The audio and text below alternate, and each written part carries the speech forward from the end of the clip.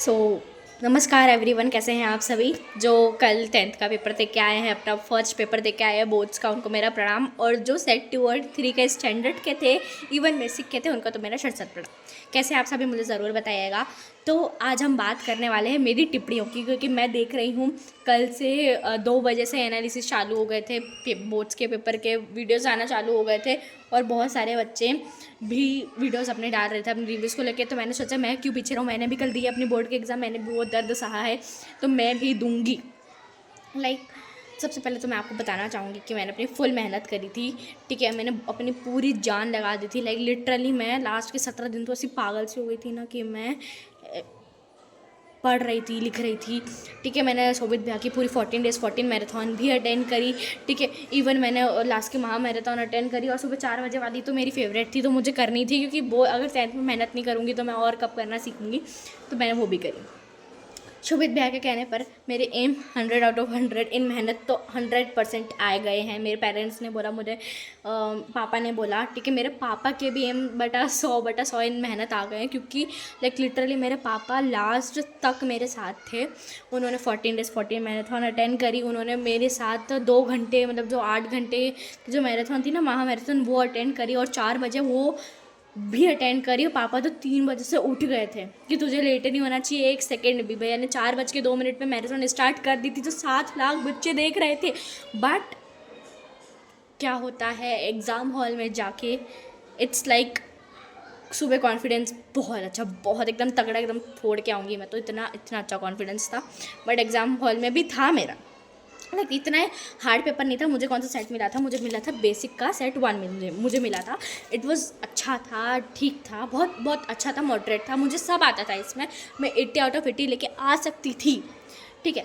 But मुझे थोड़ी सी time की कमी पड़ गई, बिकॉज ऑफ OMR शीट, क्योंकि मैं सीख के गई थी, ठीक है। बट कुछ बच्चों की वजह से हमारे का जो टीचर थे, उन्होंने हमारा टाइम वेस्ट क्यों करा।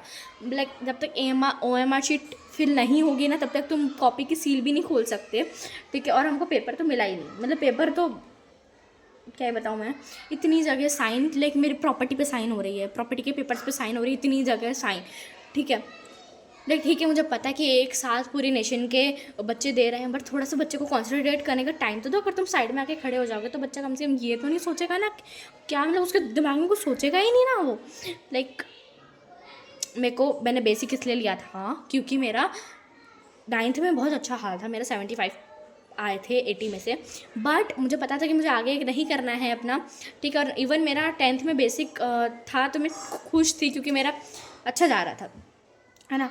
बट कल मुझे क्या हुआ, मतलब एक तो मैं सोई नहीं ढंग से और मुझे चक्कर आने लग गए। मैं इसका इल्ज़ाम किसी को नहीं देना चाहूँगी, मैं सिर्फ टाइम की कमी की वजह से कल रह गई। इवन मेरे अभी भी 65 to 70 आ रहे हैं। मेरा 8 मार्क्स का छूटा और बाकी के 2-3 मार्क्स मैं साइड बाई साइड लेके चल रही हूँ CBSE वालों। मैं अपने लिए तो नहीं, बट अपने दोस्तों के लिए, क्योंकि मेरे बहुत सारे दोस्त ऐसे थे जिनका पास स्टैंडर्ड आया, ठीक है, स्टैंडर्ड का सेट 2 और 3 आया।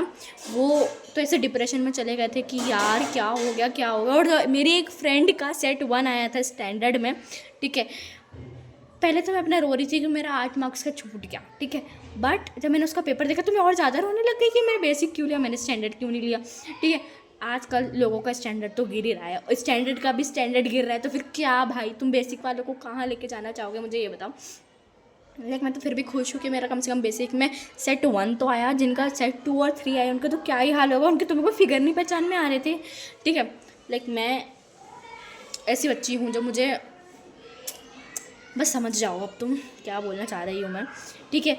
मतलब एकदम ही मिक्स्ड रिएक्शन देखे मैंने बच्चों के, है ना। और मैं टिप्पणियाँ करने इसलिए नहीं आई हूँ क्योंकि मुझे मज़ा आता है, मैं इसलिए करने आई हूँ क्योंकि अगर आप लोग भी मेरी चीज़ से फैमिलियर हो तो उसमें कम से कम थोड़ा बहुत कमेंट कर दो, ठीक है ना। मैं कल इतना रोई हूँ कि मेरी आंखें सूज गई। पहले तो मेरी बेवकूफ़ी की वजह से मैंने और वाले जो मैं छोड़ के, मुझे ऐसा लग रहा था कि मैं 15 मार्क्स का छोड़ के आई हूँ, बट और में था तो मेरे 5 मार्क्स उधर बच गए, ठीक है। इफ़ यू नो क्या हो रहा होगा, है ना। मैं तुमको बता ही देती हूँ ना क्या हुआ मेरे साथ। देखो, मैं ये वाला 34th वाला क्वेश्चन छोड़ के आई, जबकि ये इतना इजी क्वेश्चन था, ठीक है। इसमें नीचे और लिखा था तो और मैंने देखा नहीं, ठीक है। और मैंने समझा कि मैंने ये वाला क्वेश्चन भी अपना छोड़ दिया, जबकि दोनों इतने इजी, दोनों इतने मस्त थे कि मैं तुम लोगों को क्या बताऊँ। उधर हमारे जो सर थे, मैं सेक्शन सी पे थी, है ना, मतलब सेक्शन 3 मेरा सी ख़त्म होने वाला था और मेरे पास, मुझे ऐसा लग रहा था मेरे पास ठीक है 1-2 घंटे हैं, और केस स्टडी मैंने पहले ही देख ली थी, बहुत ईजी थी, ठीक है, इसमें डायरेक्ट फार्मूले ही लग रहे थे, कोई कॉन्सेप्ट इतना था नहीं उसमें, है ना।